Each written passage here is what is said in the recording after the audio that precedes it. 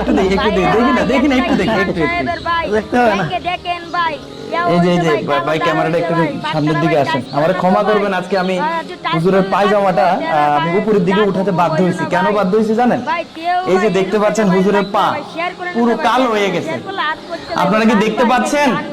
আমি মুসলমানদেরকে বলছি, আপনারা কি দেখতে পাচ্ছেন? একজন মসজিদের মাওলানা, মানে কি বলবো, এখানে টাইলস নেই বলে এখানে ইটের কোনার গুতা লাগতে লাগতে নামাজ পড়াইতে ওখানে মানে কি বলবো, রক্তক্ষরণের মতো অবস্থা হয়ে গেছে। বন্ধুরা, আপনারা আমার অনেক ভিডিও ভাইরাল করছেন, আপনারা আমার অনেক ভিডিও ভাইরাল করে অনেক সহায়তার হাত বাড়িয়ে দিয়েছেন। আজকে আমি আপনাদের কাছে আবারও এই ভিডিওটা ভাইরাল চাই। আপনারা একটা লাইক করে, একটা কমেন্ট করে, একটা শেয়ার করে এই ভিডিওটা এজন্য ভাইরাল করে দিবেন, যাতে আজকে আমি হুজুরের পায়ে রক্তক্ষরণের চিত্র দেখেছি, আগামী দিন যাতে আমার আর এই আল্লাহর ঘরে দাঁড়িয়ে এই হুজুরের পায়ে এই ধরনের রক্তক্ষরণ